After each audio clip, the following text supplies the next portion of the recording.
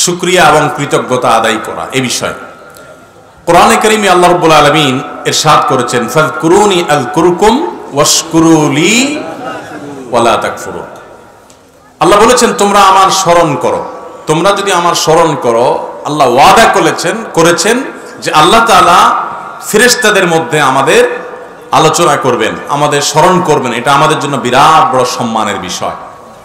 কোন মন্ত্রী, কোন এমপি, কোন প্রধানমন্ত্রী, কোন প্রেসিডেন্ট যদি কারোর একজন সাধারণ মানুষের আলোচনা তার দরবারে করে, তার প্রশংসা যদি করে, আমরা প্রত্যেকটা মানুষ গর্ববোধ করি, তাই না? সেখানে মহান সৃষ্টিকর্তা আল্লাহ রাব্বুল আলামিন তার কাছে থাকা ফেরেশতাদের কাছে আলোচনা করবেন। কাদের? যারা দুনিয়াতে আল্লাহর জিকির করে, আল্লাহর স্মরণ করে, আল্লাহর কথা বলে, আল্লাহর আলোচনা করে, আল্লাহর আলোচনা শুনে, আল্লাহর নির্দেশ আদেশ নিষেধ এগুলো জানে, শুনে আমল করে, এদের প্রতি আল্লাহ তাআলা অনুগ্রহ এতটা হয় যে আল্লাহ রাব্বুল আলামিন ফেরেশতাদের মজলিসে তাদের আলোচনা করে। এবং আল্লাহ আরো বলেছেন ওয়াশকুরুলি ওয়ালা তাকফুরুন, তোমরা আমার শুকরিয়া আদায় করো, না শুকরি করবা না, কুফরি করবা না। তাহলে এখানে শুকরিয়ার বিপরীতে আল্লাহ তাআলা কুফরি উল্লেখ করেছেন। তার মানে আল্লাহর কৃতজ্ঞতা আদায় করলে মানুষ ঈমানদার হয়, আর আল্লাহর কৃতজ্ঞতা আদায় না করলে, শুকরিয়া আদায় না করলে, নিয়ামতের অস্বীকার করলে, নাশকরি করলে সেটা হয় কুফরি। সেটা হয় কি? কুফরি। অতএব আমরা সবাই আল্লাহ তাআলার শুকরিয়া আদায় করব। আল্লাহ আমাদের সবাইকে তৌফিক দান করুন। আল্লাহ সুবহানাহু ওয়া তাআলা বলেছেন কোরআনে হাকিমের মধ্যে ওয়া কালিলুম মিন ইবাদিয়াশ শাকুর, আমার বান্দাদের মধ্যে শুকরগুজার বান্দা খুব কম আছে। খুব কম সংখ্যক মানুষই আছে যারা কৃতজ্ঞ। সমাজের মধ্যে অকৃতজ্ঞ মানুষের সংখ্যা বেশি। অকৃতজ্ঞ মানুষের সংখ্যা বেশি, আর শুকরিয়া আদায় করে, কৃতজ্ঞতা আদায় করে এরকম মানুষের সংখ্যা পরিমাণ কম। তো আল্লাহ তাআলা এই কম ভালো মানুষের সংখ্যা যে কম, শুকরগুজার মানুষ, আল্লাহ তাআলা তাদের কাতারে আমাদের সবাইকে শামিল হওয়ার তৌফিক দান করুন। ভাইরা আমার, আল্লাহ সুবহানাহু ওয়া তাআলার গুণবাচক অনেকগুলো নাম আছে। কোরআনে অনেকগুলো নাম আল্লাহ তাআলা বর্ণনা হয়েছে, তার ভিতরে একটা হলো শাকুর। আল্লাহ তাআলা একটা গুণবাচক নাম কি ভাই? শাকুর মানে হলো যিনি বান্দা যে কৃতজ্ঞতা আদায় করে, আল্লাহ তাআলা সেই কৃতজ্ঞতাকে অ্যাকসেপ্ট করেন। এবং আরেকটা অর্থ হলো বান্দা যে আল্লাহর ইবাদত করে, আল্লাহ তাআলা তার বিনিময়ে দান করেন, অস্বীকার করেন না। যদি সে সঠিকভাবে ইখলাসের সাথে করে তো আল্লাহ তাআলা তার বিনিময়ে দান করেন। এটা হলো আল্লাহর জন্য, আল্লাহর শানে শুকরিয়ার অর্থ, যে আমরা যখন কোনো ভালো কাজ করব, ঈমান আনবো, আল্লাহ তাআলা কারোর কোনো ভালো কাজ নষ্ট করবেন না। অতএব এই শুকরগুজারি, কৃতজ্ঞতা আদায় করা এমন একটা ভালো কাজ যে স্বয়ং আল্লাহ রাব্বুল আলামিন তার জাতের একটা গুণবাচক নামই রেখেছেন শাকুর। তিনি কৃতজ্ঞ, তিনি অকৃতজ্ঞ নন। অর্থাৎ কেউ কোনো আমল করলে, কেউ কোনো ঈমান আনলে, কোনো ভালো কাজ করলে আল্লাহ তাআলা সেটা অস্বীকার করেন না। যথাযথভাবে সঠিকভাবে করলে আল্লাহ তাআলা সেই বিনিময় ঠিকই তাকে দান করে দেন। ভাইরা আমার, কোরআনে কারীমে আল্লাহ তাআলা নূহ আলাইহিস সালাম সম্পর্কে বলেছেন ইন্নাহু কানা আবদান শাকুরা। নূহ আলাইহিস সালাম তিনি আল্লাহর কৃতজ্ঞ বান্দা ছিলেন, এমন মানুষ ছিলেন যে তিনি কৃতজ্ঞ। আপনারা নূহ আলাইহিস সালামের কথা জানেন। নূহ আলাইহিস সালাম পৃথিবীতে কত বছর বেঁচে ছিলেন জানেন? 950 বছর। কত বছর? 950 বছর। এটা এখনকার আলাপ না। এখন তো মানুষ এত বেশি বাঁচে না, 50, 60, 70, 80, 90, 100 বেশি মানুষ বাঁচে না, তাই না? নূহ আলাইহিস সালাম পৃথিবীতে কখন আসছে জানেন? নূহ আলাইহিস সালাম আমাদের নবী সাল্লাল্লাহু আলাইহি সাল্লামেরও হাজার হাজার বছর আগে আসছে। কত হাজার বছর আগে আসছেন একমাত্র আল্লাহ ভালো জানেন। তবে নূহ আলাইহিস সালামের পর পৃথিবীকে আল্লাহ তাআলা পুনরায় নতুন করে সাজিয়েছেন, বিন্যস্ত করেছেন। এই পৃথিবীর পুরা পৃথিবীকে ধুয়ে মুছে মহাপ্লাবনে, বন্যায়, মহাবন্যায় গোটা পৃথিবীকে ডুবিয়ে নিমজ্জিত করে সব পৃথিবীর বেশিরভাগ মানুষ কুফরিতে নিমজ্জিত হয়েছে। একটা মিনি কিয়ামত দিয়ে গোটা পৃথিবীকে শেষ করেছেন। একটা বিশাল বড় জাহাজে নূহ আলাইহিস সালামের সাথে যারা ঈমান আনছেন, হাতে গোনা কয়েকজন, তাদের সংখ্যা সম্পর্কে মুফাসসিরগণ অনেকে অনেকটা বলেছেন। সব মিলিয়ে 100 নিচে ছিল তাদের সংখ্যা। এবং কিছু প্রাণীকুল জোড়ায় জোড়ায় আল্লাহ তুলতে বলেছেন, তাদেরকে ছাড়া বাকি সবাইকে শেষ করেছেন। নূহ আলাইহিস সালাম, ইব্রাহিম আলাইহিস সালামেরও আগের, মুসা আলাইহিস সালামেরও আগের, ঈসা আলাইহিস সালামেরও আগের, দাউদ আলাইহিস সালামেরও আগের, সুলাইমান আলাইহিস সালামেরও আগের, আমাদের নবী সাল্লাল্লাহু আলাইহি সাল্লামেরও আগের, অনেক আগে। এই নূহ আলাইহিস সালাম 950 বছর নিজের জাতিকে দাওয়াতের কাজ করেছেন। এই যে একটু আগে বললাম, এলাকার মানুষের উপকার করলে অনেক সময় এলাকার মানুষ অকৃতজ্ঞ হয়, নাশুকরি করে, পারলে যে উপকার করছে তার আরো ক্ষতি করে। আছে না নাই এরকম নাশকর? সব যুগেই ছিল। এই নাশকরকারীরা নিজেদের কপাল পড়ে, আর কারোর কপাল তারা পুড়তে পারে না। নূহ আলাইহিস সালামের জাতিকে নূহ আলাইহিস সালাম যখন দাওয়াত দিয়েছেন ইসলামের পথে, তাদের উপকার করতে গেছেন তিনি, তারা উল্টা তার ক্ষতি করতে গেছে, তার কথা শুনতে চাই নাই। আল্লাহ তাআলা তাকে এত ধৈর্য দিয়েছেন, এত কিছুর পরও তিনি আল্লাহর শুকরিয়া আদায় করেছেন। অভিযোগ করে, আল্লাহর প্রতি অনুযোগ করে তিনি তার দাওয়াতের কাজ বন্ধ করেন নাই। তিনি বলেন নাই, আল্লাহ কাদের কাছে পাঠাইছো তুমি, এরা একটাও মানুষ না, কথা শুনে না। তিনি আল্লাহর শুকরিয়া আদায় কেমন করেছেন যে কোরআনে আল্লাহ তাআলা তাকে সার্টিফিকেট ইস্যু করেছেন, ইন্নাহু কানা আবদান শাকুরা, নিশ্চয় নূহ তিনি আল্লাহর কৃতজ্ঞ বান্দা ছিলেন। এত বড় পরীক্ষা নিয়েছেন, গোটা সমাজ তার উল্টা, গোটা সমাজ তার বিপরীত, এরপরেও আলহামদুলিল্লাহ বলতে ভুল করতেন। আমাদের তো একটু সামান্য বিপদ আসলেই আমরা অস্থির হয়ে, ব্যাকুল হয়ে, শুকরিয়া আদায় করা তো দূরের কথা, আল্লাহর ব্যাপারে আমরা অভিযোগ করি। ঠিক না বে ঠিক? মাইকেলা ভাই, এত চ্যানচ্যান করলে তো কথা বলা যাবে না। মাইকেলা ভাই কই, একটু মাইকটা ঠিক করেন তো। ও মাইকেলা ভাই, চ্যানচ্যান করছে, অনেক বেশি চ্যানচ্যান করছে। জি সালাম, আল্লাহ তাআলা শুকরিয়া আদায় করছেন এত বিপদ হওয়া সত্ত্বেও। কিরে ভাই, চ্যানচ্যান বাড়া দিয়েছেন দেখি। মাইকেলা ভাই, আপনি কি নাখোশ নাকি বৃষ্টির সাথে তাল মেলায় ডিস্টার্ব করবেন? ঠিক হয়েছে এবার? আচ্ছা ঠিক আছে, জি আলহামদুলিল্লাহ, এখন আর সেন্সেন নাই। এই তো মাশাআল্লাহ, মাঝে আবার বৃষ্টি একটু আসতে নিয়েছিল না? আলহামদুলিল্লাহ। ভাই বৃষ্টি আসলে মসজিদে চলে যাবেন, কোনো পেরেশানি নাই তো, ঠিক আছে না ইনশাআল্লাহ? তবে সবার আগে দোয়া পড়বেন, দোয়া শিখিয়ে দিছি না? দোয়া পড়বেন। আমি কিন্তু কথা চালাতে থাকবো নাকি? আর আপনারা উঠাউঠি শুরু করলে তো আমি দৌড় দেব। এখন দৌড় কে আগে দিবে বলুন? কম্পিটিশন হবে? দৌড়াদৌড়ি হবে না। আল্লাহ আমাদেরকে সবর করার তৌফিক দান করুন। তো যেটা বলছিলাম, নূহ আলাইহিস সালাম এত পরীক্ষা আল্লাহ তাআলা তাকে নিয়েছেন, সুবহানাল্লাহ, এত বিপদ, এত কষ্ট, এরপরেও আলহামদুলিল্লাহ বলেছেন, আল্লাহ শুকর আদায় করেছেন, তাই না? আইয়ুব আলাইহিস সালাম, কোরআনে আল্লাহ তাআলা তার আলোচনা বিভিন্ন জায়গায় করেছেন। এত অসুখ দিয়েছেন, এত কষ্ট, অসুখের যাতনা, কষ্টে ভয়াবহ একটা অবস্থা, দুর্বিষহ একটা পরিস্থিতির মধ্যে পড়েছে, এত কষ্ট ছিল, এরপরেও ওই অবস্থায়ও আল্লাহর শুকরিয়া আদায় করতেন, আল্লাহর কৃতজ্ঞতা আদায় করতেন, অবনত হয়ে থাকতেন এবং বলতেন, রব্বি আন্নী মাসসানিয়াদ দুররু আনতা আরহামুর রাহিমিন। ও আমার রব, আমার অসুখ আমাকে স্পর্শ করেছে, অসুখ আমাকে পেয়ে বসেছে, আর আপনি তো সবচেয়ে বড় দয়াশীল, সবচেয়ে বড় অনুগ্রহকারী, আমার প্রতি রহম করেন। কোনো অভিযোগ নাই, আল্লাহর কাছে অনুনয় বিনয় করে দোয়া করেছেন। এই দোয়া করার পর আল্লাহ তাআলা তার অসুখ ভালো করে দিয়েছেন। আমাদের যে সমস্ত ভাই বোনদের অসুস্থতা কাটে না, তারা আইয়ুব আলাইহিস সালামের এই দোয়াটা পড়বেন, রব্বি আন্নী মাসসানিয়াদ দুর ওয়া আনতা আরহামুর রাহিমিন।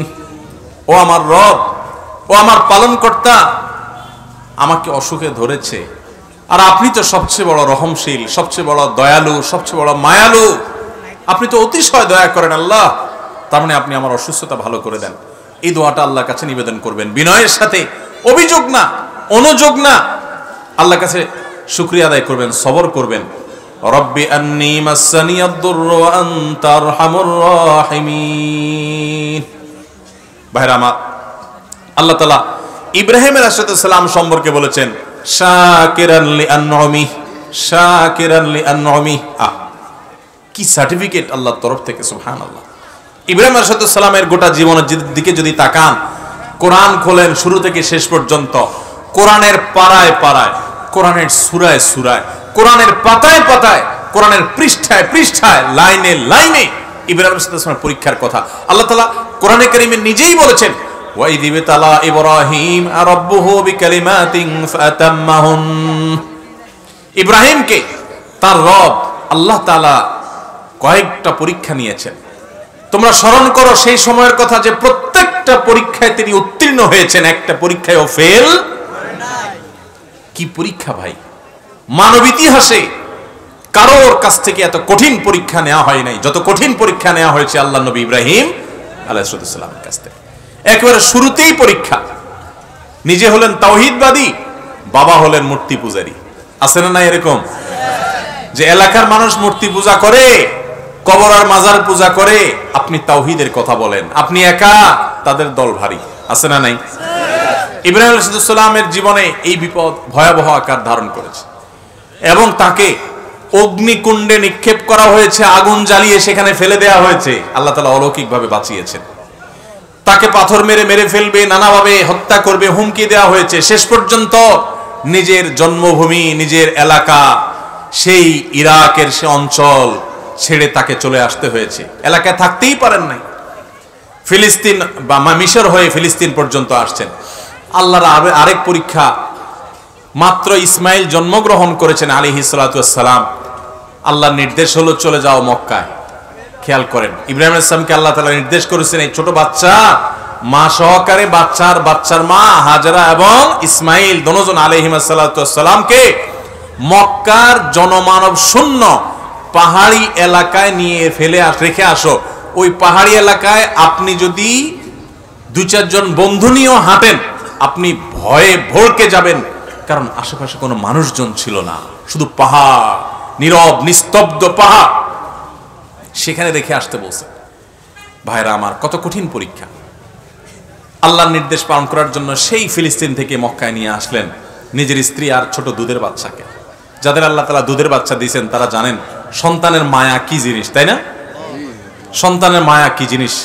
সন্তানদের ছাড়া একদিন বাইরে থাকতে পারেন না, অস্থির হয়ে যান, বাইরে গেলেই ভিডিও কল দেওয়া শুরু করেন দেখার জন্য। আর ইব্রাহিম আলাইহিস সালাম আল্লাহর নির্দেশ পালন করার জন্য ওই মা এবং সন্তানকে মক্কায় রেখে চলে গেলেন। চলে যাচ্ছেন, তখন হৃদয় ছিঁড়ে যাচ্ছে মায়ায়, কিন্তু আল্লাহর নির্দেশ, আল্লাহ কঠিন নির্দেশ করেছেন যে আল্লাহর কঠিন নির্দেশ তুমি পালন করতে পারো কিনা।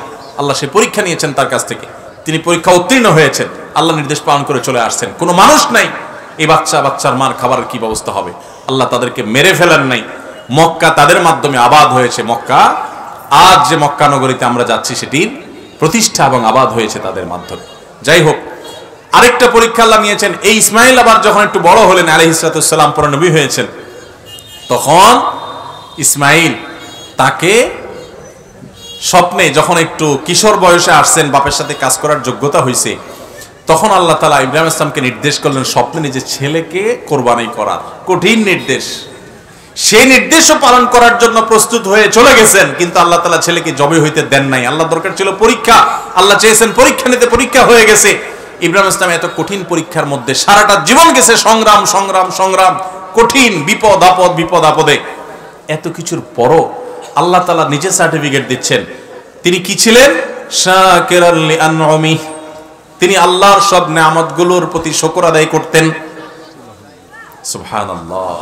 ভাইরা আমার, এইভাবে গোটা কোরআনে আপনি দেখবেন আল্লাহ রাব্বুল আলামিন আমাদেরকে শুকর আদায় করার, কৃতজ্ঞ মানুষ হওয়ার জন্য অনুপ্রেরণা দিয়েছেন, উৎসাহ দিয়েছেন, নির্দেশ দিয়েছেন।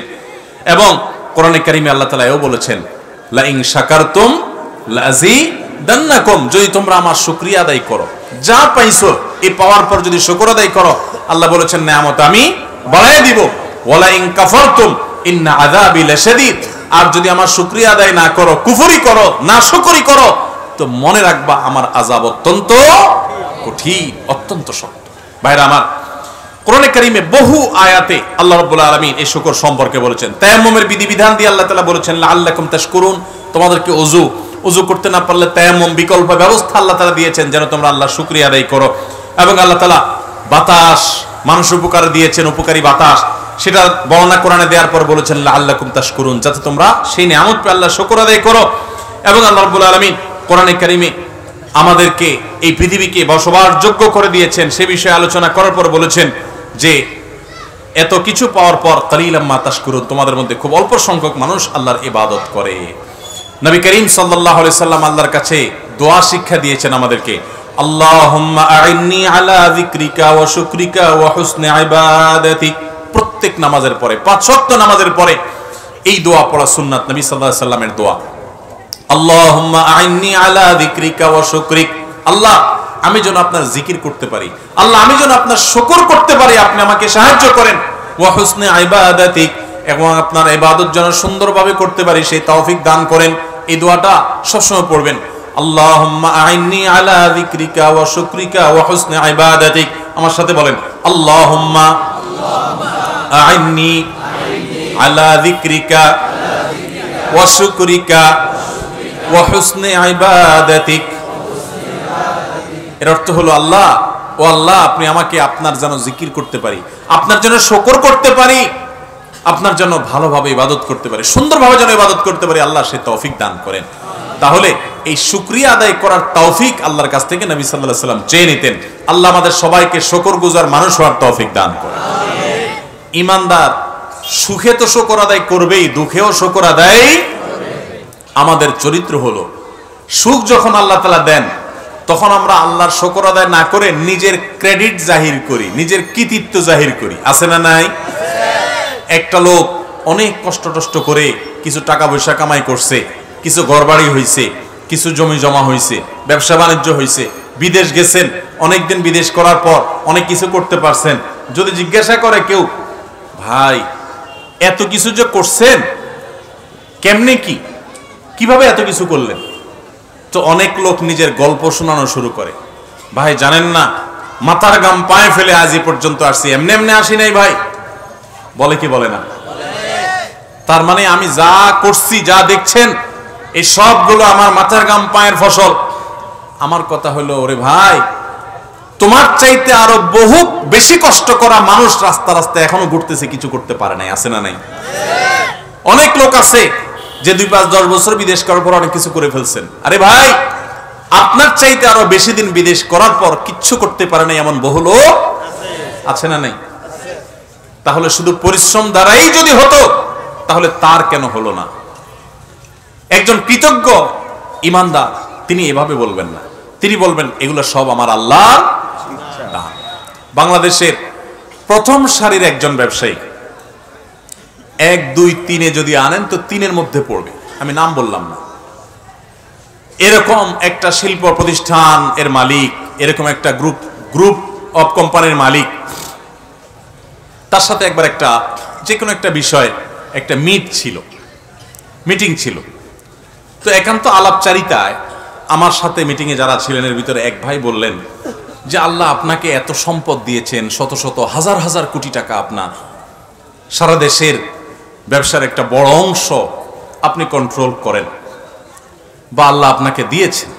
এই যে এত বড় ব্যবসা, এত বিশাল পর্যায়ে আল্লাহ তাআলা আপনাকে ব্যবসা করার তৌফিক দিয়েছেন, আপনি একটু আমাকে হিস্ট্রিটা যদি বলেন, আমি সেটার রেকর্ড নিয়ে একটু বই করতে চাই, যাতে তরুণ যারা উদ্যোক্তা আছে তারা অনুপ্রেরণা পায়, তারা যেন শিখতে পারে যে কিভাবে ব্যবসা বাণিজ্য ডেভেলপ করবে, কিভাবে উদ্যোক্তা হিসাবে সাকসেস হবে। আপনার সাকসেস স্টোরি, আপনার সিক্রেটস গুলো একটু আমাদেরকে জানাবেন, তাহলে আমরা বই প্রকাশ করতে চাই। এটা আমার সাথে থাকা একজন আরেক গুরুত্বপূর্ণ ব্যক্তি তিনি বলেছেন। তো আমি তো হুজুর মানুষ, মাঝখানে বসে তাদের আলাপ শুনছি। আমি চিন্তা করলাম দেখি কি সিক্রেট, হাজার হাজার কোটি টাকার ব্যবসা বাণিজ্য, এত বড় বড় প্রতিষ্ঠান আল্লাহ তাআলা দিয়েছেন। তো এতগুলো প্রতিষ্ঠান আল্লাহ দিয়েছেন, এত টাকা পয়সা দিয়েছেন, নিশ্চয় মায়ের পেট থেকে এতগুলো নিয়ে আসেন না। মায়ের পেট থেকে তো দূরের কথা, ঢাকা শহরে এত টাকা নিয়ে আসেন নাই, কিন্তু আল্লাহ এখন এত কিছু দিয়েছেন। কি সিক্রেট এত অল্প সময়ের ব্যবধানে, মানে আরেক জেনারেশন পর্যন্ত যাওয়া লাগে নাই, নিজে আইসাই 20, 30, 40 বছরের মধ্যে ব্যবসা বাণিজ্য করে এত দূর এগিয়ে গেছেন, কি সিক্রেট?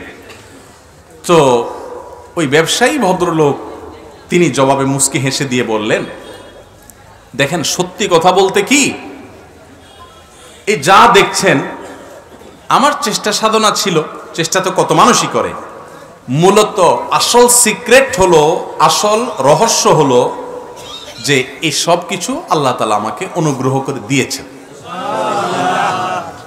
আমি থ্যান্ডার্ড হয়ে গেলাম, শুনে অবাক হয়ে গেলাম। সুবহানাল্লাহ, এত বড় ব্যবসা প্রতিষ্ঠানের মালিক হওয়ার পরও আল্লাহর প্রতি এভাবে কৃতজ্ঞতা আদায় করতে জানে, এটাও তো একটা ব্যাপার।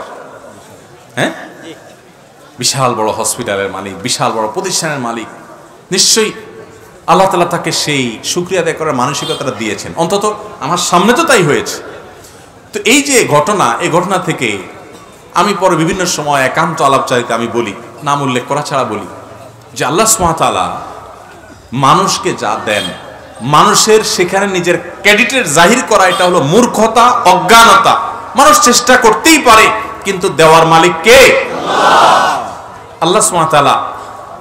আমার চাইতে বহু ভালো ছাত্র ছিল মাদ্রাসায়, কিন্তু দেখা যায় যে তার এত কাজ করার সুযোগ তৌফিক হয় নাই। আমার যে তৌফিক হয়েছে, আমি ছাত্র জীবনে অনেক ভালো রেজাল্ট করেছি, অনেক ফলাফল করেছি, বোর্ড স্ট্যান্ড করেছি, হান করেছি, তান করেছি, বিদেশ গিয়েছি, শিখেছি, ট্রেনিং নিয়েছি। এসব গাল গল্প দিলে আমি বহুত লম্বা লম্বা গল্প দিতে পারি। সত্যিকারের গল্প হলো যে আমার রব আমার প্রতি অনুগ্রহ ভিক্ষা করেছে। ঠিক আমি ঠিক? অতএব আল্লাহ যখন নেয়ামত দেন তখন অনেকে শুকর আদায় করতে পারে না। আল্লাহর নেয়ামত পায়া নাশকরি করে, আল্লাহর নেয়ামত পায়া আল্লাহর নেয়ামতের শুকর আদায় না করে নিজের ক্রেডিট জাহির করে। আছে না নাই? এটা ইমানদারের চরিত্র হতে পারে না। ইমানদারের গুরুত্বপূর্ণ একটা চরিত্র হলো সে আল্লাহর শুকরিয়া আদায় করবে, সে কৃতজ্ঞ থাকবে, সে বিনয়ী হবে, তার মাথা অবনত হবে, তার মাথা নিচের দিকে যাবে, তার মাথা উপর দিকে বুক ফুলে আসে অহংকার করবে না, সে বিনয়ী হবে এবং আল্লাহ যা দিয়েছেন। তাহাজ্জুদ পড়ার যদি কখনো তৌফিক হয় তো অন্য আরেকজন শুয়ে আছে সেদিক তাকাবে না, তাকাবে এদিকে যে আল্লাহ আমাকে দয়া করেছেন, অনুগ্রহ করেছেন, আমাকে তৌফিক দিয়েছেন। আমি মাহফিলে আসতে পেরেছি, অনেকে আসতে পারেন নাই, আল্লাহ আমাকে দয়া করেছেন। এটা আমার ক্রেডিট না, এটা আল্লাহর দয়া, আল্লাহর অনুগ্রহ। আল্লাহর অনুগ্রহের শুকরিয়া আদায় করলে, নেয়ামতের শুকরিয়া আদায় করলে বান্দার মধ্যে অহংকার থাকে না। অহংকারী মানুষকে পৃথিবীতে কেউ দেখতে পারে না। প্রত্যেকটা মানুষ অহংকারীকে ঘৃণা করে। অতএব আল্লাহর প্রতি আমরা শুকর আদায় করবো তো ইনশাআল্লাহ। সুসময়ে শুকর আদায় আমরা অনেকে করি না, আবার অনেকে আসি সুসময়ে তো শুকর আদায় করি না, দুঃসময়েও শুকর আদায় করি না। দুঃসময়ে বরং আরো অভিযোগ করি, চিন্তা করি যে আমি শুকর আদায় করব কি নিয়া। অনেকের ধরেন কারোর অসুখ আছে, হয়তো কোনো বিপদ আপদ আছে, হয়তো কোনো পেরেশানি আছে। এই পেরেশানির সময়, বিপদ আপদের সময় ওনাকে যদি জিজ্ঞাসা করেন ভাই কেমন আছেন, তো কি বলে? হ্যাঁ, মনে করেন খুব বিপদ আপদে আছে, খুব ঝামেলা যাচ্ছে, মুসিবত আছে, পেরেশানি আছে, অসুখ বিসুখ আছে, যদি জিজ্ঞাসা করেন ভাই কেমন আছেন, কি বলবে? কোন মতে আছি। আর কি বলবে? আর কয়া লাভ নাই। আর কি বলবে? আর কেমন থাকবো, কেমন আছি দেখতেই তো আছেন। এরকম নানান কথা না বলি আমরা? আহা, এটা ইমানদারের কথা না ভাই, এটা ইমানদারের কথা না। এখন আপনি বলবেন হুজুর এটা কোনো কথা? বেচারা বিপদে আছে সেটা বলতে পারবে না? হ্যাঁ, বিপদের কথা বলবেন মালিকের কাছে। বিপদের কথা কার কাছে বলবেন? জায়গা মতো বলবেন। আরে গোলামদের কাছে বিপদের কথা বলে লাভটা কি? গোলামদের কাছে বিপদের কথা বলে লাভ আছে? বিপদের কথা বলতে হবে কার কাছে? আল্লাহর কাছে। দুই হাত তুলে চোখের পানি দিয়ে বুকটা ভাসিয়ে দিবেন, ভিজিয়ে ফেলবেন। মন খুলে, মাইকেলা ভাই হলো না তো, মাইক সরাই দেবো কিন্তু আমি, মাইক বাদ দিয়ে দেন, অনবরত ডিস্টার্ব করতেছে, আমি কথা বলতে পারতেছি না। এত যদি শোঁ করে আমি তো কথা বলতে পারবো না, বলতে পারতেছি না, প্রচুর ডিস্টার্ব করতেছে, মানে পুরো অ্যাটেনশন নষ্ট হয়ে যাচ্ছে, আমার মনোযোগ থাকতেছে না।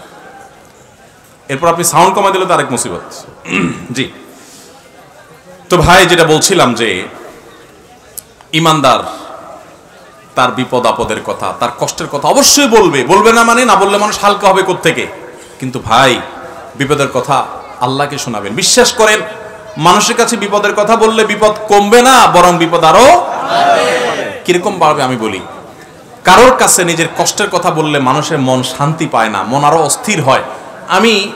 আমি অর্থের কষ্টে আছি, আমি একজনকে বললাম ভাই অর্থের কষ্টে আছি, তার কাছে আমি ছোট হলাম না বড় হলাম?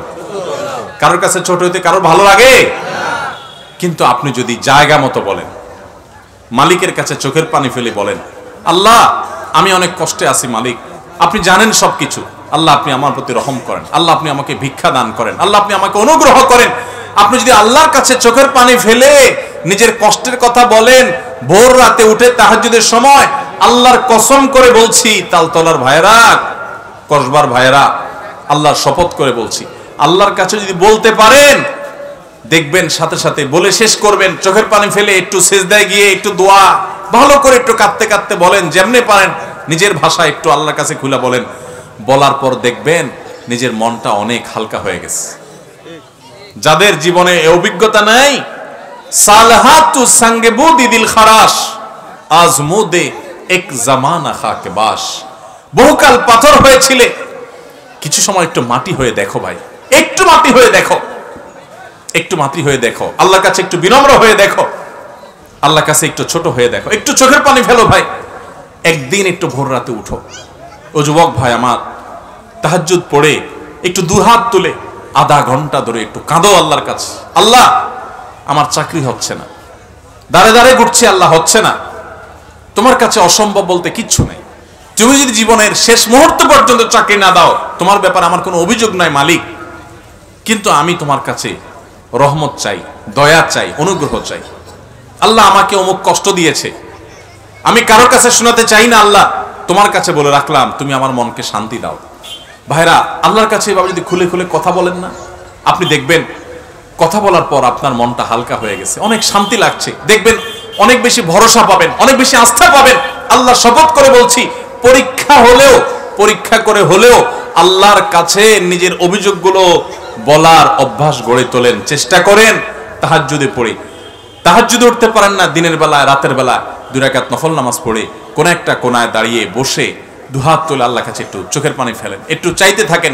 মুখে কিচ্ছু বলতে পারেন না, দরকার নেই, শুধু চোখের পানি ফেলেন আর মনের ভাষায় কথা বলেন। আল্লাহ তাআলা আলিমুম বিযাতি সুদূর, অন্তরে মানুষ কি বলে সেটাও আল্লাহ জানেন। শুধু চোখের পানি ফেলে আল্লাহর কাছে অভিযোগগুলো বলেন, ইনশাআল্লাহ আপনার মন হালকা হবে। আমরা কি করি, বিপদ আসলে অভিযোগের কথা মানুষকে শুনাই, মানুষকে শুনাই, মানুষকে শুনাই, আমরা নাশুকরি করি। যদি জিজ্ঞেস করে কেমন আছেন, ভাই কেমন আর থাকবো, দেখেন না কেমন আছি, কি চলতেছে দেখতেছেন না, আমরা নাশুকরি করি। এই নাশুকরি করলে পরেশানি কমবে না, পরেশানি আরো বাড়বে, আর আল্লাহ তাআলার নাশুকরির কারণে আমি গুনাহগার হব। এখন আপনি বলতে পারেন, হুজুর আমি কষ্টে আছি, তো আমি বলবো না যে হ্যাঁ ভাই আমি কষ্টে আছি। কষ্টে আছি বলাটা দোষের বিষয় না, কিন্তু ঈমানদার কষ্টের মধ্যে থেকেও আল্লাহ শুকরিয়া আদায় করবে, কষ্টের মধ্যে থেকেও আল্লাহ। এখন কেউ বলতে পারেন এটা কেমন কথা বললেন ভাই, কষ্টের মধ্যে থেকে শুকর আদায় করবে কেমনে? একজন মনে করেন মোটরসাইকেল অ্যাক্সিডেন্ট করছে, বাইক অ্যাক্সিডেন্ট করছে, অ্যাক্সিডেন্ট করে বেচারার পা ভেঙে গেছে, হাত ভেঙে গেছে। এখন সে আল্লাহর কাছে কি বলে শুকর আদায় করবে যে আল্লাহ আমার ট্যাংটা ভাঙা দিছো, তোমার শুকরিয়া। এই সে কোন যুক্তিতে শুকর আদায় করবে? এই যে একটু আগে বললাম যে বিপদেও আল্লাহর শুকর আদায় করতে হবে, তো এখন বেচারা কোন যুক্তিতে শুকর আদায় করবে? যুক্তি শুনেন। যুক্তি হলো, এই যে লোকটা বাইক অ্যাক্সিডেন্ট করেছে, তার হয়তো একটা হাত বা একটা পাও ভাঙছে বা অন্য কোনো ক্ষতি হয়েছে, ধরেন একটা পাও কেটেই ফেলে দিতে হয়েছে বা পড়ে গেছে, আলাদা হয়ে গেছে, আল্লাহ না করুক, এরকম কারো হলো, সে যেই যুক্তিতে শুকর আদায় করবে সেটা হলো যে আল্লাহ তাআলা এই বাইক অ্যাক্সিডেন্টে আমার মৃত্যু দিতে পারতেন। পারতেন কি পারতেন না? অনেক মানুষ বাইক অ্যাক্সিডেন্টে মৃত্যুবরণ করে, অনেকের মৃত্যুও হয় না, এমন ভাবে পঙ্গু হয়ে যায়, এমন ভাবে ইনজুর্ড হয়ে যায়, আহত হয়ে যায় যে মাসকে মাস আইসিইউতে থাকার পর সেন্স আসে না, মরেও না বাঁচেও না। হয় কি হয় না? তো আল্লাহ রাব্বুল আলামিন আমাকে সেই অবস্থা দেন নাই, তার চাইতে আমি বহুগুণ ভালো আছি।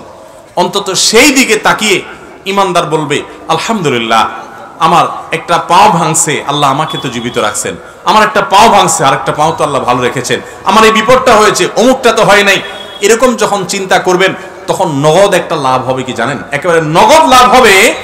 ওই কষ্ট যেটা আপনার হচ্ছে, আপনার পাও ভাঙলো, আপনার যে পেরেশানি, এই পেরেশানিতে সাথে সাথে একটা মানসিক প্রশান্তি পাবেন, কারণ আপনি নিজেকে এর চাইতে কঠিন পরিস্থিতির সাথে কম্পেয়ার এবং তুলনা করেছেন। তুলনা করার সঙ্গে সঙ্গে আপনার মনের ভিতরে প্রশান্তি অনুভব করবেন, আলহামদুলিল্লাহ আমি তো প্রাণে বেঁচে আছি। আমি তো অনেককে জানি যে সে অ্যাক্সিডেন্টে গিয়ে সে ব্রেইনে আঘাতপ্রাপ্ত হয়ে সেন্সলেস হয়ে সে আইসিইউতে, সে মাসকে মাস বছরকে বছর ভুগতেছে, বিছানায় সারা জীবনের জন্য শুয়ে গেছে, আর সে মৃত্যু পর্যন্ত উঠতে পারবে না, এভাবে তার বাকি জীবন কাটাতে হবে। আমি তার তুলনায় আল্লাহ অনেক ভালো রেখেছেন, যে পাও ভাঙছে 1-2 মাস পর ইনশাআল্লাহ ঠিক হয়ে যাবে, হয়তো কিছু পয়সা খরচ হবে, এর চাইতে বেশি পয়সাও তো খরচ হতে পারতো, আল্লাহ তাআলা আমাকে সেই তুলনায় তো ভালো রেখেছেন, এই কথা চিন্তা করে শুকর আদায় করবেন। এর নাম হলো ঈমানদার। আল্লাহ তাআলা আমাদের সবাইকে সুখে দুঃখে সর্বাবস্থায় আলহামদুলিল্লাহ বলার তৌফিক দান। আমার কাছে অনেক মানুষ আসে অফিসে, আয়সা বলে, হুজুর আমার বিপদের কোনো শেষ নাই, কোনো শেষ নাই। অনেক সময় মহিলারা আসেন, এসে বলেন, ভাই একদিক থেকে তো মানুষ একটু সুখে থাকে, আমার স্বামীটাও মানুষ না, কষ্ট দেয়, শাশুড়িও অনবরত আমাকে কষ্ট দেয়, দুঃখ দেয়। আমি বাপের বাড়িতে গেলে বাপের বাড়িতে আমাকে কটু কথা শোনায়, মন্দ কথা শোনায়, তারা আমার দোষ দেয়, তারা পরিস্থিতিটা বোঝার চেষ্টা করে না। হুজুর এমন মহিলাও আমার কাছে ফোন করেছে, বলেছে, হুজুর স্বামীটা তো অমানুষ, নিজের পেটের সন্তানগুলো বড় হওয়ার পর বাপের মতো তারাও অমানুষ হয়ে গেছে, আমাকে চিনেও না। আমি সেই সমস্ত বোনকে বলি যে আপনার স্বামী, ছেলে মেয়ে, বাপ মা সবাই অমানুষ, সবাই আপনার প্রতি জুলুম করছে, সবাই কষ্ট দিচ্ছে, আমি মেনে নিলাম। এই সকল কষ্টের বিনিময়ে যদি আল্লাহ তাআলা আপনাকে জান্নাত দেওয়ার সিদ্ধান্ত নেন, যে আমারে বান্দিকে আমি স্বামীকে দিয়ে কষ্ট দিব, খানায় কষ্ট দিব, অসুখ দিয়ে কষ্ট দিব, নানা রকম বিপদ দিব, এই বিপদগুলার কি একসময় শেষ আছে না নাই? শেষ আছে। আর কিছু না হোক মরলে তো শেষ হয়ে যাবে। মরার পরে কি স্বামী কষ্ট দিতে পারবে, শাশুড়ি কষ্ট দিতে পারবে? কেউ কষ্ট দিতে পারবে না। আপনার যত কষ্টই হোক এই কষ্টের একটা এন্ডিং আছে না নাই? একটা এন্ডিং আছে, একটা শেষ আছে। যদি আপনার কষ্ট শেষ হওয়ার পর আল্লাহ সুবহানাহু ওয়া তাআলা কিয়ামতের দিন আপনাকে বলেন, বান্দা তোমাকে অনেক কষ্ট দিয়েছি, বিভিন্নভাবে পরীক্ষা করেছি, তুমি সারা জীবন 40, 50, 60 বছর কষ্ট করেছো, এই 50 বছর টানা বহু দিক থেকে কষ্ট সহ্য যে করেছো, তার বিনিময়ে তোমাকে অনন্ত অসীম কালের জান্নাত, যেটা শুরু আছে শেষ নাই, সেই জান্নাত তোমাকে আমি ওই 40 বছরের কষ্টের বিনিময়ে দিয়ে দিলাম। তাহলে এই ডিলিংসটা, এই আল্লাহর সাথে এই ডিলটা, আল্লাহর সাথে এই লেনদেনটা, এই বিনিময়টা, এই কম্পেয়ারটা দুনিয়ার কষ্টের বিনিময়ে আখিরাতে অনন্ত অসীম কালের জান্নাত যদি আল্লাহ দেন, তাহলে সেটা লাভজনক না লস? লাভ না? তো ঈমানদার যখন এভাবে দেখবেন, তখন তার ওই দুঃখের মধ্যে থেকেও সুখের হাসি হাসতে ইচ্ছা করবে, সুযোগ তৈরি হবে। আল্লাহ ঈমানদারকে এত বেশি সমৃদ্ধ করেছেন। নবী সাল্লাল্লাহু আলাইহি ওয়াসাল্লাম বলেছেন, আজাবান লি আমরিল মুমিন, ঈমানদারের পুরো বিষয়টাই তো পিকুলিয়ার, অদ্ভুত, আশ্চর্যজনক। কিরকম? ইন্না আমরাহু কুল্লাহু খায়র, ঈমানদারের পুরো জীবনটা, পুরো লাইফটাই তো কল্যাণই কল্যাণ। ঈমানদার হলো হাতির মতো। হাতি, বাংলা একটা কথা আছে না, হাতি বাঁচলেও লাখ, মরলেও লাখ, এটা কথা বলে না? ঈমানদার হলো সেরকম যে ঈমানদার, তার কোনো ক্ষতি নাই যদি সে সঠিক সিদ্ধান্তটা গ্রহণ করতে পারে, ঠিক মতো যদি স্টিয়ারিং হুইলটা ধরে রাখতে পারে, তার লসের কোনো সম্ভাবনা নাই। নবী সাল্লাল্লাহু আলাইহি ওয়াসাল্লাম বলেছেন, ইন আসাবাহু খায়রুন, ঈমানদারকে আল্লাহ যদি সুখ দেয়, শান্তি দেয়, টাকা পয়সা দেয়, সম্পদ দেয়, রোগ বালাই মুক্তি করে দেয়, ভালো স্বামী, ভালো স্ত্রী, ভালো জীবন সঙ্গী, সঙ্গিনী, সন্তান সবকিছু দেয়, ভালো কিছু যদি ঈমানদার পায়, তাহলে সে একদিকে তো ভালো কিছু পাইলো, পাইয়া আবার সাথে সাথে বললো এগুলো আমার কোনো ক্রেডিট কৃতিত্ব না, এগুলো সব আল্লাহর দান। সে যদি অন্তরের গভীর থেকে আল্লাহকে শুকরিয়া জানায় বলে, আলহামদুলিল্লাহ, আমাকে যা দিয়েছেন সব আল্লাহ দিয়েছেন, আমি শুকরিয়া আল্লাহ করলাম, এরকম যদি সে করে, সুবহানাল্লাহ, তাহলে একদিকে সে সুখ ভোগ করলো, আবার সে শুকর আদায় করলো, শুকর আদায় করার কারণে জান্নাতের সুখ তার দাঁড়ায় গেল। তাহলে লাভই। এবার বলবেন, তাহলে দুঃখ হলে লাভ কেমনে হয়? দেখেন দেখি। যখন ঈমানদারের দুঃখ হয়, কষ্ট হয়, বিপদ হয়, তখন সে সবর করে, ধৈর্য ধারণ করে, আল্লাহর ফয়সালাকে মেনে নেয়। এই সবর করার বিনিময়ে আল্লাহ তাআলা জান্নাত দিবেন তাকে। আস-সাবরু সাওয়াবুহু আল জান্নাহ, ইন্নামা ইউওয়াফাস সাবিরুনা আজরাহুম বিগাইরি হিসাব। আপনারা কি জানেন কিয়ামতের ময়দানে কোন ঈমানদারকে, কোন মানুষকে আল্লাহ তাআলা কোনো হিসাব করে বিনিময় দিবেন না, বিনা হিসাবে দিবেন, যে হিসাব নিকাশ নাই, বিনা হিসাবে ঢেলে দিবেন আল্লাহ তাআলা কাকে জানেন? একমাত্র ব্যক্তি সবরকারী। কোন ব্যক্তি? যে অসুখে সবর করেছে, বিপদ আপদে সবর করেছে, মানুষের কটুকতায় সবর করেছে, অসুখ বিসুখে সবর করেছে, মুসিবতে সবর করেছে, ধৈর্যের পাহাড় হয়েছে, ধৈর্য ধারণ করেছে, সবর করে ঢোক গিলেছে, সবর করে নিজেকে নিয়ন্ত্রণ করেছে, কোনো কষ্টে হাহুতাশ করে নাই, নাশুকুরি করে নাই, আল্লাহর কুফরি করে নাই, গালিগালাজ করে নাই, মুখ খারাপ করে নাই, ভাঙচুর করে নাই, নিজেকে নিয়ন্ত্রণ করতে পারছে, ধৈর্য ধারণ করতে পারছে, ধৈর্যের ঢোক গিলতে পারছে যে ব্যক্তি, এই ব্যক্তি সম্পর্কে আল্লাহ বলেছেন ইন্নামা ইউওয়াফাস সাবিরুনা আজরাহুম বিগাইরি হিসাব। সবরকারীদের বিনিময় আল্লাহ রাব্বুল আলামিন কিয়ামতের ময়দানে কোনো হিসাব নিকেশ করা ছাড়া, তুমি নামাজ কয় ওয়াক্ত পড়ছো, রোজার কতগুলোর সওয়াব পাবা, সুবহানাল্লাহ কতবার পড়ছো, আলহামদুলিল্লাহ কতবার পড়ছো, কয়বার কোরআন খতম দিছো, কয়বার কি ভালো কাজ করছো, এই সমস্ত হিসাব নিকেশ নাই বান্দা। তুমি সারা জীবন সবর করেছো, সব ক্ষেত্রে সবর করেছো, আজকে তোমার দেওয়ার ক্ষেত্রে কোনো হিসাব নিকেশ নাই, বিনা হিসাবে আল্লাহ তাআলা ঢাইলা দিবেন। সবর করবো তো ইনশাআল্লাহ। বাংলা একটা প্রবাদ আছে, সবুরে মেওয়া ফলে। সবুরে মেওয়া ফলে। মেওয়া মানে বুঝেন? মেওয়া মানে ফল। সবর যখন মানুষ করে একটা সময় আল্লাহ তাআলা ফল দেন। ভাইরা আমার, পৃথিবীতে একটি মানুষ, ভালো করে শুনে রাখেন, পৃথিবীতে একটি মানুষ দেখাতে পারবেন না যে সবর করে সে ক্ষতিগ্রস্ত হয়েছে। আপনি বলবেন দুনিয়াতে সে বহুত সবর করছে, যতই সবর করছে মানুষ তার উপর আরো চাপায়া পড়ছে। আমি বলবো যদি সে আল্লাহর জন্য সবর করে থাকে তো হাতির মতো মরলেও লাগ, বাঁচলেও লাগ, তার এই সবরের বিনিময়ে আল্লাহ তাআলা দিবেন না দিবেন না? দিবেন।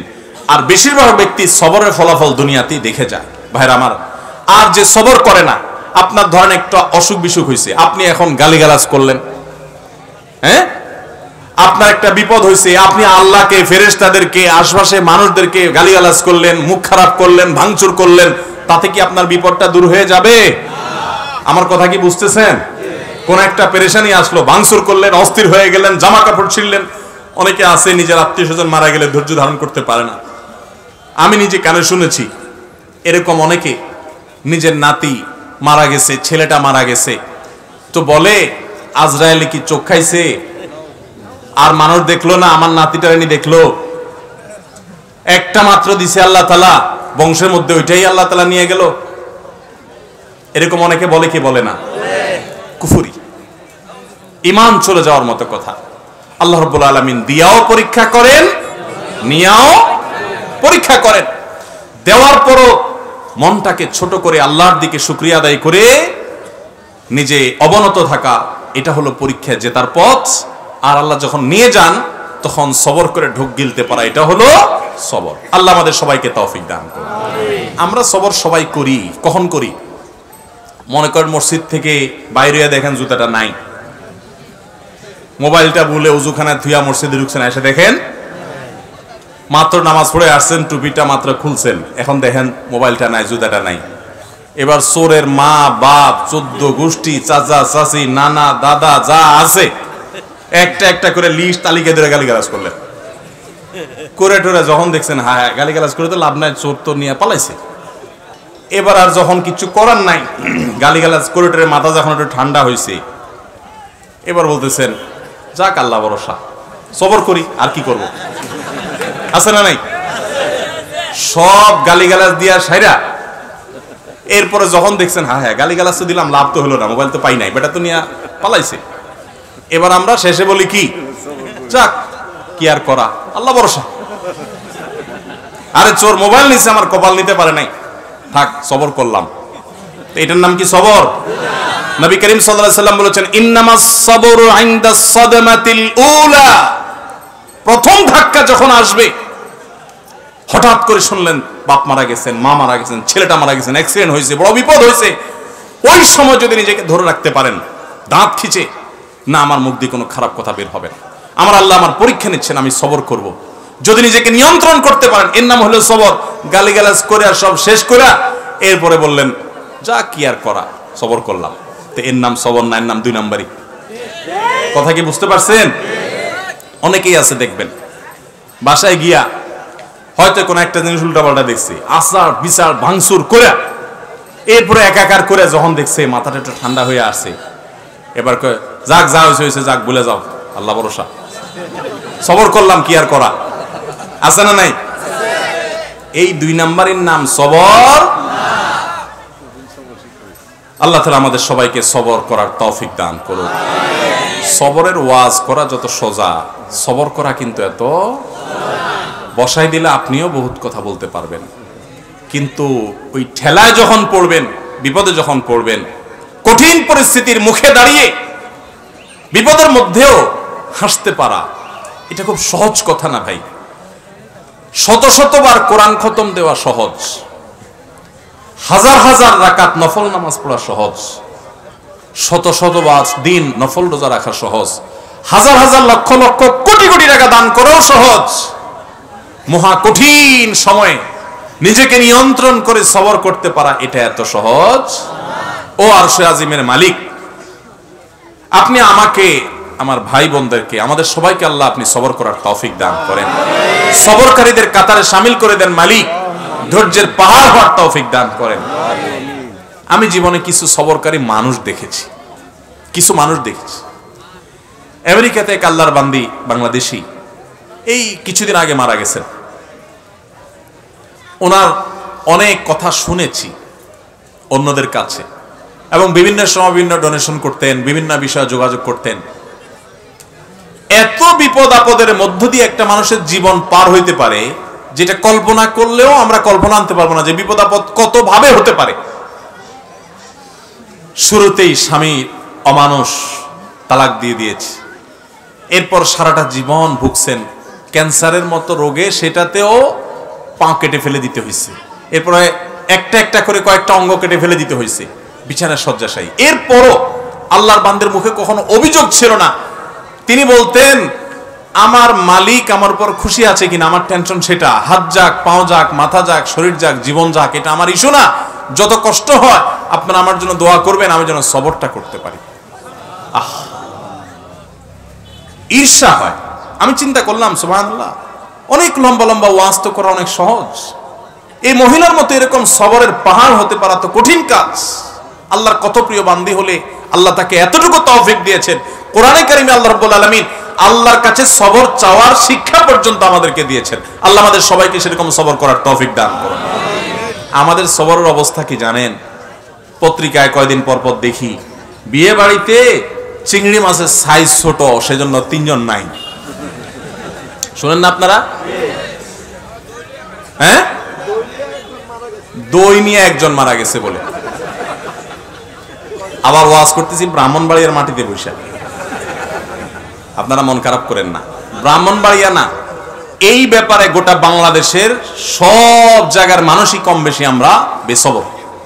ঠিক না? ঠিক ভাইরা আমার, নবীদেরকে জীবন্ত করাত দিয়ে টুকরা করে ফেলা হয়েছে, আগুনে নিক্ষেপ করে ফেলে দেওয়া হয়েছে, একটা পর একটা ভয়াবহ পরীক্ষা নেওয়া হয়েছে। আল্লাহর নবী হওয়ার পর, আল্লাহর রাসূল হওয়ার পর তিলে তিলে তিলে তিলে আল্লাহ তাআলা তাদের পরীক্ষা নিয়েছেন, কষ্ট দিয়েছেন। শুধু তাদের নয়, নবী সাল্লাল্লাহু আলাইহি ওয়াসাল্লাম বলেছেন, ইন্নাল্লাহা ইযা আহাব্বা কওমান ইবতালাহুম, আল্লাহ যখন কোন জাতিকে, কোন সম্প্রদায়কে, কিছু মানুষকে যখন আল্লাহ বড় বেশি ভালোবাসেন, তখন আল্লাহ তাদের পরীক্ষা করেন, তাদের বিপদ দেন, মুসিবত দেন, একটার পর একটা, একটার পর একটা মুসিবত দিতে থাকেন, আল্লাহ পরীক্ষা করেন। আল্লাহ বান্দার ঈমানকে পরখ করেন। আমি কিছু মানুষকে দেখেছি, তারা বলেছে, ভাই নামাজ কালাম একসময় পড়তাম না, কই দিনকাল তখন এত খারাপ ছিল না। একবার যাচ্ছিলেন উনি কোথাও, তো এক জায়গায় এরকম জটলা পেকে গেছে, জটলা পাকা দেখে নবী সাল্লাল্লাহু আলাইহি ওয়াসাল্লাম জিজ্ঞাসা করলেন, কি হচ্ছে এখানে? বললেন যে, ইয়া রাসূলুল্লাহ, এখানে কুস্তি চলতেছে, এক বীর মারাত্মক শক্তি, তার সাথে কেউ পারতেছে না, যে আসতেছে একটার পর একটা সবগুলারে কাট করে ফেলা দিচ্ছে, তার সামনে কেউ পারতেছে না। তখন নবী করিম সাল্লাল্লাহু আলাইহি ওয়াসাল্লাম বলেছেন, তোমাদেরকে কি আমি বলে দিব এই লোকটার চাইতে বড় বীর কে? এ তো বাহাদুর খুব, এর চাইতে বড় বীর, এর চাইতে বড় শক্তিশালী মানুষটাকে জানো? সাহাবীরা বলেন, ইয়া রাসূলুল্লাহ, অবশ্যই বলেন, এর চাইতে বড় শক্তিশালী মানুষকে আমরা তো জীবনে দেখি নাই, কে সে? তো নবী সাল্লাল্লাহু আলাইহি ওয়াসাল্লাম বলেছেন, আসো তার সাথে পরিচয় করাই। এই লোকটা যে অনেক বেশি শক্তিশালী, সে অনেক বড় কুস্তিগীর, সে সব মানুষকে কুপকাত করে দিচ্ছে। এর চাইতেও বেশি শক্তিশালী, এর চাইতেও বড় বীর, বড় বাহাদুর হলো সে, যার মাথা যখন চরম রাগান্বিত হয়, মাথা যখন রক্ত যখন লাল হয়ে গরম হয়ে যায়, মাথা যখন তার হট হয়ে যায়, এই গরম হওয়ার পর, রাগ ওঠার পর, চরম রাগের মধ্যেও যে নিজেকে ধরে রাখতে পারে, কন্ট্রোল করতে পারে, ডিলার মতো ছেড়ে দেয় না রাগ, যেখানে সেখানে যা তা করে পরে বেজ্জত হয় না, মুখ ছোট হয় না, নিজেকে যে নিয়ন্ত্রণ করতে পারে, এই লোকটা হলো এই কুস্তিগীর লোকদের চাইতে বড় বীর। ভাইরা আমার, অনেক লোক আছে দেখবেন রাগের সময় ডাইরেক্ট হয়ে যায়, আছে না? ডাইরেক্ট হওয়া বুঝেন কি? মুখ দিয়ে যা আসে তা ছেড়ে দিস, হাত দিয়ে যা আছে ভেঙে ছেড়ে দিছি। এরপর জিজ্ঞেস করেন ভাই এটা কোনো কাজ করলেন? মাথা যখন ঠান্ডা হয় তখন যদি জিজ্ঞেস করে ভাই এটা কোনো কাজ করলেন, পাপের বয়সী লোকটা গায়ে হাত দিলেন, এভাবে মুখ খারাপ করলেন, আপনি এটা শিক্ষিত মানুষ ভাই, এভাবে আপনি এই জিনিসটা ভাঙচুর করলেন, জিনিসটা কি দোষ ছিল ভাই? যখন জিজ্ঞেস করবেন তখন কি বলবে? আর এসব বলো না, আমার মাথা ঠিক আছিল না। তো মাথা ঠিক না থাকলে তার নাম কি? তার তো হসপিটালে থাকা উচিত। লজ্জাও হয় না যে সে আবার বলতেছে মাথা ঠিক আছিল না। মাথা ঠিক আছিল না মানে তুমি তো পাগল ছিলে, এটা বলো যে আমি মেন্টাল।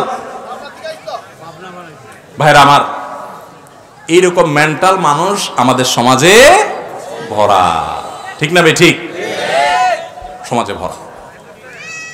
ডাইরেক্ট হয়ে যায় যে এটা তো ডায়রিয়ার রোগীর মতো। ডায়রিয়ার রোগীর যখন ডাইরেক্ট হয়ে যায় তখন বেচারারা কন্ট্রোল নিজের প্রতি থাকে না, টয়লেট পর্যন্ত যাইতে পারে না, আগেই কাম সারা যায়, ঠিক না ভাই? ঠিক। তো যে ব্যক্তির রাগ আসার পর এটা ধরে রাখতে পারে না, কন্ট্রোল করতে পারে না, ছেড়ে দেয়, যেখানে সেখানে যা তা গড়ায় ফেলায়, এই ব্যক্তি হলো এই ডায়রিয়ার রোগীর মতো ডাইরেক্ট হয়ে গেছে, লুজ হয়ে গেছে। এই সমাজে টাইট মানুষ বেশি না লুজ মানুষ বেশি? এখন কি টাইট হবেন না লুজ হবেন? নিজের সঙ্গে সংগ্রাম করবেন যে না, যত কঠিন পরিস্থিতি আসুক আমার মুখ খারাপ হবে না, মুখ দিয়ে গালি বের হবে না, হাত ছুটবে না, আমি অন্যায় করব না, আমি নিজেকে কন্ট্রোল করব। আল্লাহ আমাদের সবাইকে সেই তৌফিক দান করুন। ভাইরা আমার, এরকম হটমেজাজি মানুষগুলো সুস্থ না অসুস্থ? এই অসুস্থ মানুষগুলো আবার নিজের রাগ নিয়ে অনেক সময় বড়াই করে, দেখবেন বলবে কি জানেন? আরে ভাই জানেন না, উল্টা পাল্টা দেখলে আমার মাথা ঠিক থাকে না, এরকম বলে না? বলার সময় ভাবসাব এমন যে উনি বিরাট বেটাগিরি জাহির করে ফেলছে, তাই না? যে উনি অন্যায় দেখলে ওনার মাথা ঠিক থাকে না। এই একই লোক সারাদিন আকাম করতেছে ঠান্ডা মাথা, নিজের অন্যায়ের বেলা ওনার মাথায় কোনো অসুবিধা, আরেকজনটা দেখলে শুধু মাথা কি হয়ে যায়? গরম হয়ে যায়। খবর নিয়ে দেখলে, টেস্ট করলে দেখা যাবে আমাদের বেশিরভাগই এই অবস্থা। আল্লাহ আপনি আমাদের সবাইকে সুস্থ হওয়ার তৌফিক দান করুন, আমাদের সবাইকে মুসলমান হওয়ার তৌফিক দান করুন। ভালো মুসলমান হলে শুধু নামাজ পড়লে আর ওয়াজ শুনলে হবে না, আর ওয়াজের মাহফিলে এসে ঠিক ঠিক শুধুমাত্র আপনি চিৎকার করলে হবে না। আপনাকে ওই বাজারে যখন মাথা গরম হবে, একটা জন উল্টা পাল্টা করবে, আস্তে করে নিচের দিক তাকায় থামতে হবে যে আমি এখন নিজেকে নিয়ন্ত্রণ করা পরীক্ষার মধ্যে পড়ে গেছি। আরে ওর মতো মানুষ আমার এত বড় কথা বললো, আমি একটু ধৈর্য ধারণ করি, সমস্যা কি? সমস্যাটা কি? তার মতো মানুষ আমাকে বলছে, তাতে আমার চামড়া খসে যায় নাই, আমি একটু সবর করি। এরপর যদি তাকে বলতে হয়, শাসন করতে হয়, মুখ খারাপ না করে সুন্দরভাবে বলে, যাতে কোনো অসুন্দর না হয়, চেষ্টা করবো না ইনশাআল্লাহ। আল্লাহ আমাদের সবাইকে ধৈর্যশীল মানুষের কাতারে শামিল হওয়ার তৌফিক দান করুন।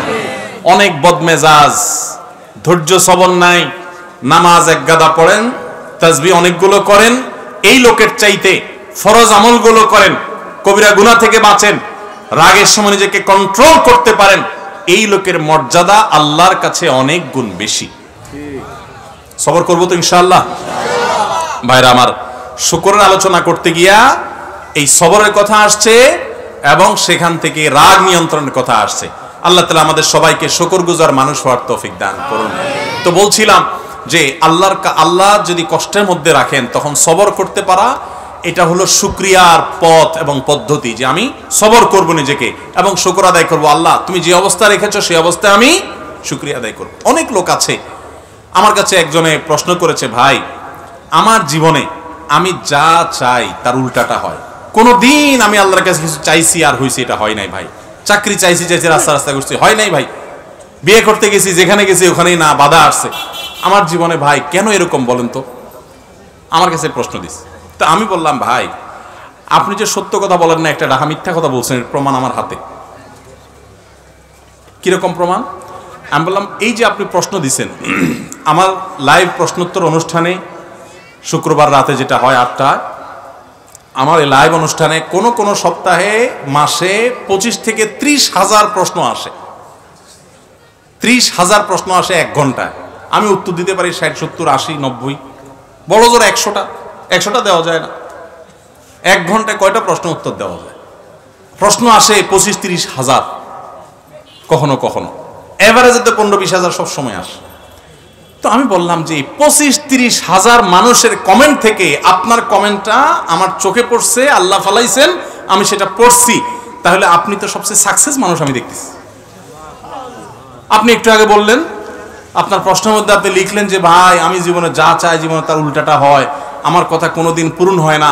আমাদের এই লাইভ অনুষ্ঠান 212-13টা পর্ব হয়ে গেছে এ পর্যন্ত, 4-5 বছর ধরে লাইভ করতেছি।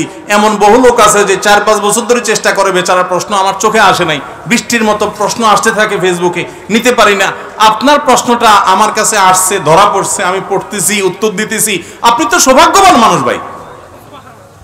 আমরা এভাবে চিন্তা করি না, আমরা সব নেগেটিভ চিন্তা করি। গ্লাসের অর্ধেক পানি, বলি যে ভাই আমার গ্লাসটা অর্ধেক খালি, দেখছেন কেন? আপনি এভাবে দেখতে পারেন না, মাশাআল্লাহ আমার গ্লাস অর্ধেক পানি আছে, অনেকের গ্লাসে একটুও পানি নেই। এভাবে দেখা যায় না? আল্লাহ আমাদেরকে এভাবে দেখার তৌফিক দান করুন। আপনার বউটার দেখেন রান্নাটা ভালো না, শুকর আদায় করেন আপনার বউটার চরিত্র ভালো। অনেকের বউর রান্নাটা মাশাআল্লাহ পারফেক্ট, কিন্তু চরিত্রটা নাউজুবিল্লাহ। তাহলে তার তুলনায় আপনি ভালো না খারাপে আছেন? অনেক মহিলারা অভিযোগ করে, হুজুর আমার স্বামীটা অমানুষ, একটাবার জিগায়ও না খাইছো কিনা। আমি বললাম পরকিয়া করে কিনা, কয় না সেটা করে না। আলহামদুলিল্লাহ বলেন। আবার আরেকজন এসে বলে, হুজুর আমার স্বামীটা পরকিয়া করে, 2 নাম্বারই করে। আমি কই পিডে আপনারে, কয় না সেটা করে না। আমি আলহামদুলিল্লাহ পড়ে। ইমানদার সব সময় খুঁজবে যে শুকরিয়ার জায়গাটা কি। আপনার ঘরে ঢুকছেন, ঢুকে দেখছেন হায় হায় চোর বেটা ঢুকে টাকা পয়সা সোনা গয়না মোবাইল সব নিয়ে গেছে। এখন দেখার পর খুব স্বাভাবিক মানুষ হিসাবে চান্দিত গরম হবে, মেজাজটা গরম হবে, মন তো খারাপ হবে। কিন্তু আপনি বুদ্ধিমান মানুষ হলে চিন্তা করবেন, আল্লাহ খাটটা নিতে পারেনি, আলমারিটা রয়ে গেছে, হ্যাঁ শোকেসটা নাড়তে পারে না, নাড়তে পারলে এটাও নিয়ে যেত, হ্যাঁ ফ্রিজটা নিতে পারে না, যাক আজকে যদি আগুন লাগতো তো এগুলো তো পুরো ছাই হয়ে যেত। আলহামদুলিল্লাহ সেই বিপদটা আমার হয়নি। এখন আপনি বলবেন তাহলে আগুন লাগলে কি বলবো? আগুন লাগলে তখন বলবেন আল্লাহ যাক আমি তো বাঁচছি। কত মানুষ বাড়িতে ঘুমেছিল, আগুন লেগে বাড়িও পড়ে ছাই, সেও ছাই হয়ে গেছে, আছে না নাই? তো আল্লাহ তো আমাকে ভালো রেখেছে। ইমানদার সব সময় পজিটিভ পয়েন্ট খুঁজবে, খুঁজে আল্লাহ শুকর আদায় করবে। শুকর আদায় করলে আল্লাহর কোনো ঠেকা পড়ে না যে আপনার শুকর আদায় করলে আল্লাহ কোন লাভ। আপনি শুকর আদায় করলে আপনি সুখে থাকবেন। কিভাবে সুখে থাকবেন? আপনার একটা বিপদের পর আপনি যদি হালকা হয়ে যান তাহলে আপনি নির্ভর হয়ে যাবেন, আপনার পেরেশানি কমে যাবে। আল্লাহ আমাদের সবাইকে শুকরিয়া আদায় করার তৌফিক দান। তাহলে আমরা আল্লাহ শুকর আদায় করবো তো ইনশাআল্লাহ। শুকর 3 ভাবে করব। কয় ভাবে? নাম্বার 1, মুখ দিয়ে শুকর আদায় করা। মুখ দিয়া, সেটা কি? আলহামদুলিল্লাহ। মুখে কি বলা? আলহামদুলিল্লাহ। আল্লাহ তোমার শুকর আদায় করতেছ, আল্লাহ তোমার শুকর আদায় করতেছ। আল্লাহ তাআলার কাছে আল্লাহর প্রিয় বান্দারা দোয়া চাইতেন, রব্বি আউজিআনি আন আশকুরা নিআমাতাকাল্লাতী আনআমতা আলাইয়া ওয়া আলা ওয়ালিদাইহি। আল্লাহ আমার প্রতি আমার মার প্রতি তুমি যে অনুগ্রহ করেছো, আল্লাহ সেই অনুগ্রহের শুকর আদায় করার তৌফিকও তুমি দিও। আল্লাহ তোমার যেন শুকর আদায় করতে পারি, না শুকর যেন না হই। ভাইরা আমার, শুকর আদায় করার জন্য 1 নম্বর পদ্ধতি হলো মুখ দিয়া বলবো কি? আলহামদুলিল্লাহ, আলহামদুলিল্লাহ রাব্বিল আলামিন। মুখ দিয়া বলবো আল্লাহ শুকর, আল্লাহ শুকর। এটা একটা। দ্বিতীয়ত শুকরিয়া হবে অন্তর দ্বারা। কৃতজ্ঞতা, আসল কৃতজ্ঞতা হবে কি দিয়া? অন্তর থেকে। আল্লাহ যা দিয়েছে এটার উপর আপনি হ্যাপি থাকবেন, সুখে থাকবেন। আপনি সুখী হওয়ার মূল চাবিকাঠিটাই এই জায়গাটাতে, যে আপনি মনের দিক থেকে সুখে থাকবেন। এই জন্য নবী সাল্লাল্লাহু আলাইহি ওয়াসাল্লাম বলেছেন, লাইসাল গিনা বিকাসরাতিল আরদ ওয়ালাকিন্নাল গিনা গিনান নাফস। অনেক সম্পদের মালিক হওয়ার নাম ধনী হওয়া নয়। প্রকৃত ধনী হলো যে ব্যক্তির মন বড়, অল্প পায়াও সে নিজেকে অনেক সুখী মনে করে, সে আল্লাহ শুকর আদায় করে, ব্রড চিন্তা করে, সে তার চাইতে কষ্টে থাকা মানুষের সাথে তুলনা করে নিজেকে সুখী মনে করে। এই লোকটা হলো আসল ধনী। যার অনেক আছে কিন্তু এরপরও নাই নাই করে, খাই খাই করে, এই লোক দেখতে ধনী হলে কি আসলে ফকির। এই ফকির দেখবেন এখন ঘরে ঘরে, জনে জনে, আছে না নাই? 4 তলা বিল্ডিং করার পর ছাদে উঠলে দেখবেন রড বাইর করে দিয়ে দিচ্ছে, আছে না নাই? এটা হলো 5 তলার ফকির। ভালো বলছেন, আপনার পুরস্কার দেওয়া উচিত। 4 তলা করার পরে ধরেন পারমিশন 4 তলারই আছে, আর করার পারমিশন নাই, এরপরে দেখবেন উপরে সার্টিফিকেট রড বাইর করে দিয়ে দিচ্ছে, মানে জোড়া দিয়ে আরো 1 তলা। তাহলে এই ফকির হলো 5 তলার ফকির, 4 তলা আছে, 5ম তলা ফকির। আর অনেক লোক আছে রিক্সা চালা এসা কুড়ের ঘরে শুয়া একটু পান্তা ভাত, ডাল আর কাঁচামরিচ দিয়ে ডুলে খেয়া মনের ভেতর থেকে বলতেছে শুকর আলহামদুলিল্লাহ, পেট ভরে গেছে আল্লাহ, সে শুকর আদায় করে ঘুম দিয়ে দিছে। এই লোক, নবী সাল্লাল্লাহু আলাইহি সাল্লাম বলছেন, এই লোক হলো ধনী, যে নিজেকে অভাবী মনে। একজন আসা, আমি প্রায় সময় দেখি যুবকরা বলে হুজুর একটু দোয়া করবেন, বেশি কিছু চাই না হুজুর, এই আল্লাহ তাআলা লাখ 5 টাকা দিয়ে দিলে আমি আর কিছু চাই না, একটা বাইক কিনবো, এলাকায় একটু ভাবসাব দরকার আছে, ছোটখাটো একটা দোকান টোকান দিব, আর বাকি কিছু টাকা থাকবে একটু চা পানি খাবো, ঘুরবো গাড়বো, জামা কাপড় কিনবো, একটা ভালো মোবাইল থাকবে, কোন রকম হুজুর আমি আল্লাহ কিছু আর চাই না, 5 লাখই চাই শুধু। আছে না না এরকম অনেক যুবক? এই যুবক নির্বোধ, তোমারে আল্লাহ 5 লাখ দিয়া দিল, দিয়া 10 লাখের অভাব ধরাই দিল, এটা কি লাভের নাকি আল্লাহ 2 লাখ দিল অভাব 1 টাকারও দিল না? কোনটা লাভের? 2 লাখটা লাভের না? তুমি আল্লাহর সাথে পাল্লা দিয়া তো গোল্লায় যাবা, 5 লাখ আর 10 লাখ এরকম না চাইয়া বুদ্ধিমান মানুষের কাজ হলো আল্লাহুম্মা ইন্নী আসআলুকাল আফিয়া, আল্লাহ আপনার কাছে আমি শান্তি চাই, সুখ চাই, সেটা আপনি কি 10 লাখ দিয়ে দিবেন না কোনো টাকা ছাড়া দিবেন সেটা আপনি জানেন, আমি কি চাই? সুখ চাই। আল্লাহ আমাদেরকে সঠিকভাবে দোয়া করার তৌফিক দান করুন।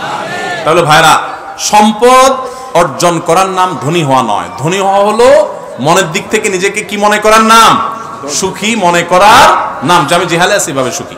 তাহলে ভাইরা আমার, আল্লাহর কাছে আমরা শুকরগুজার মানুষ হওয়ার জন্য এই মনের দিক থেকে ধনী হওয়া শিখতে হবে।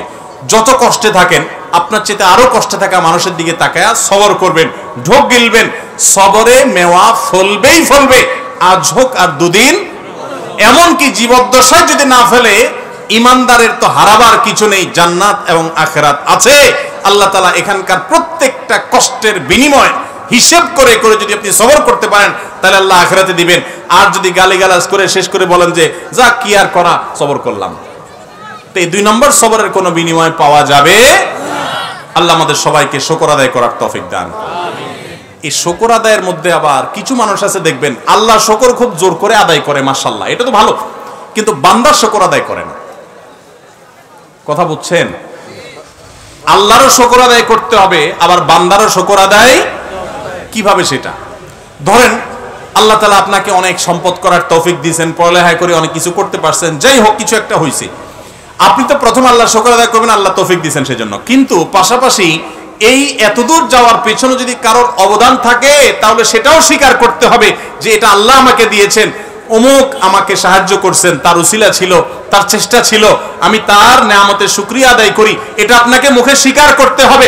আপনি যদি বলেন যে আরে আল্লাহই আমারে সব দিছে, আরে কেউ আমার জন্য কিছু করে নাই, তাহলে আপনি আল্লাহর শুকর আদায় করলেন না। এই শুকর আল্লাহ অ্যাকসেপ্ট করবেন না। লাম ইয়াশকুরিন নাস লাম ইয়াশকুরিল্লাহ, যে মানুষের শুকরিয়া আদায় করে না, সে আল্লাহরও শুকরিয়া আদায় করে না। তাহলে শুধু আল্লাহর শুকর আদায় করলে হবে না, বান্দারও শুকর আদায় করতে চেষ্টা করব তো ইনশাআল্লাহ। আল্লাহ আমাদের সবাইকে তৌফিক দান করুন। আল্লাহর শুকর আদায় করব, বান্দারও শুকর আদায় করব, ঠিক আছে তো ইনশাআল্লাহ। তাহলে আজকে থেকে সবর করব, রাগ নিয়ন্ত্রণ করব, কন্ট্রোল শিখব, সেই সাথে আল্লাহ তাআলা যে অবস্থা রাখেন সে অবস্থায় মন খুলে প্রাণ খুলে বলবো আলহামদুলিল্লাহ, বলবো তো ইনশাআল্লাহ। আল্লাহ আমাদের সবাইকে তৌফিক দান করুন। আর যে উপকার করেছে, যে কিছু দিয়েছে, তার শুকরিয়া আদায় করতে বলবো না, সব সময় মন খুলে প্রাণ খুলে শুকরিয়া আদায় করব যে এটা আপনার অবদান, আপনি সাহায্য করেছেন, অমুকে আমাকে এটা দিয়েছেন, মন খুলে এটা স্বীকৃতি দিতে হবে। বহু লোক আছে, যে বললাম আল্লাহ শুকর খুব বেশি বেশি আদায় করে, মাগার বান্দার কোনো শুকরিয়া আদায়, আল্লাহর শুকর আদায় করতে হবে, বান্দার নেয়ামতের বা বান্দা আপনার জন্য কিছু করলে, অবদান রাখলে সেটারও শুকরিয়া আদায় করতে হবে। চেষ্টা করবো তো আমরা সবাই। না শুকরি করবেন, আল্লাহ তাআলা নেয়ামত ছিনিয়ে নিয়ে যাবেন, সেটা কি আমরা কেউ চাই? অতএব আমরা নাশুকরি করব না ইনশাআল্লাহ। আল্লাহ আমাকে, আপনাকে, আমাদের সবাইকে আমলের তৌফিক দান। সবাই আমল করবেন তো ইনশাআল্লাহ। জি, জাযাকুমুল্লাহ খাইর। ওয়া আখিরু দাওয়ানা আনিল হামদুলিল্লাহি রাব্বিল আলামিন।